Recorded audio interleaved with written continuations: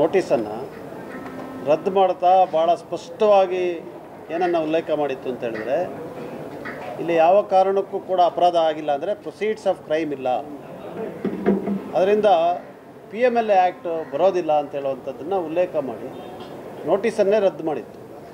ಅದರ ವಿರುದ್ಧ ಇಡಿನವರು ಇದನ್ನು ಸರ್ವೋಚ್ಚ ನ್ಯಾಯಾಲಯಕ್ಕೆ ಹಾಕಿದಂಥ ಅರ್ಜಿ ಇವತ್ತು ವಿಚಾರಣೆಯ ಸಂದರ್ಭದಲ್ಲಿ ದಯವಿಟ್ಟು ನಮ್ಮಿಂದ ಯಾವುದೇ ರೀತಿಯಾದಂಥ ಪ್ರತಿಕ್ರಿಯೆ ನೀವು ಬಯಸ್ತಿದ್ರೆ ಇದನ್ನು ನೀವು ಜಾಸ್ತಿ ಎಳಿಬಾರ್ದು ಅಂಥೇಳಿ ಸರ್ವೋಚ್ಚ ನ್ಯಾಯಾಲಯ ಇವತ್ತು ಅವರಿಗೆ ಇದನ್ನು ಈ ಪ್ರಕರಣ ನಡೆದಂಥ ಸಂದರ್ಭದಲ್ಲಿ ಹೇಳಿದ್ದು ತಾವೆಲ್ಲ ಕೂಡ ಗಮನಿಸಿದ್ದೀರಿ.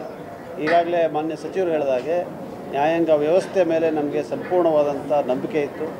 ಇದು ರಾಜಕೀಯ ಪ್ರೇರಿತ ಅಂತ ಪದೇ ಪದೇ ನಾವು ಎಷ್ಟು ಕೂಡ ಹೇಳಿದ್ರು ತಾವೂ ಅದಕ್ಕೆ ನಮಗೆ ಸಹಕಾರ ಕೊಡಲಿಲ್ಲ. ಇದು ರಾಜಕೀಯ ಪ್ರೇರಿತ ಅಂಥೇಳಿ ನಾವೊಂದು 100 ಸತಿ ಬಡ್ಕೊಂಡು ಇದರಲ್ಲಿ ಯಾವುದೇ ರೀತಿಯಾದಂಥ ನಿಜಾಂಶ ಇಲ್ಲ, ನೈಜತೆಯಿಂದ ಕೂಡಿಲ್ಲ, ಇದು ಬರೀ ಪ್ರೇರಿತ ರಾಜಕೀಯವಾಗಿ ಬಳಸ್ತಾ ಇದ್ದಾರೆ ಅಂತ ನಾವು ಪದೇ ಪದೇ ಹೇಳಿದ್ವಿ.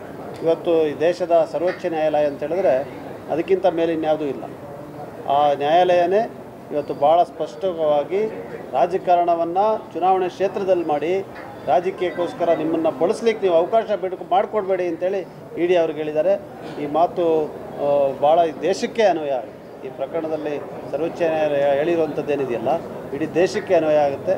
ಅದನ್ನು ಗಮನಿಸಿ ಅದರಂತೆ ಮುಂದೆ ಈ ಕೇಂದ್ರದ ಸಂಸ್ಥೆಗಳು ನಡೀಲಿ ಅಂತ ಕೂಡ ನಾನು ಆಶಯನ ವ್ಯಕ್ತಪಡಿಸಲಿಕ್ಕೆ ಬಯಸ್ತೀನಿ.